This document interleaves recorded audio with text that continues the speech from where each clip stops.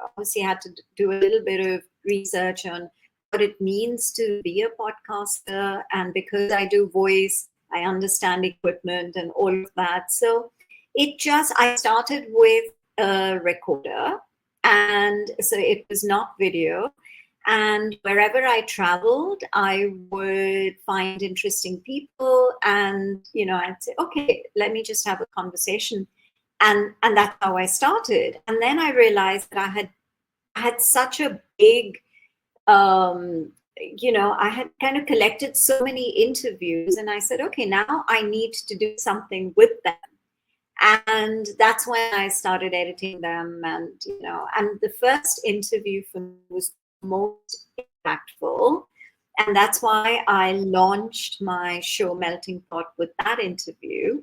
And I wanted Melting Pot to be very diverse. So, so and it's society and culture. So I talk to people they could be in the arts, they could be entrepreneurs, they could be motivational speakers.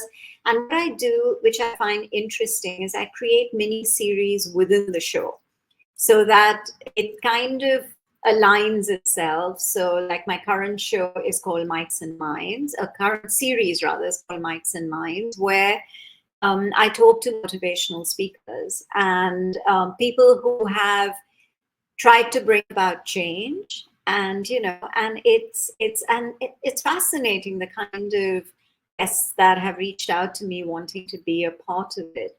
Whereas my other show, Now Boarding, is more focused, not as focused as yours, but it still is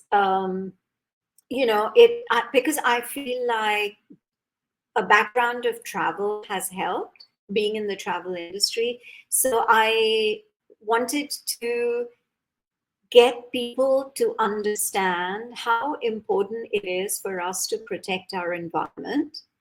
And that's how the idea germinated. And then the fact that I have guests on my show who are championing ecotourism, or wildlife conservationists, or who are dealing with sustainability on a regular basis. So in that sense, both my shows are very diverse from each other.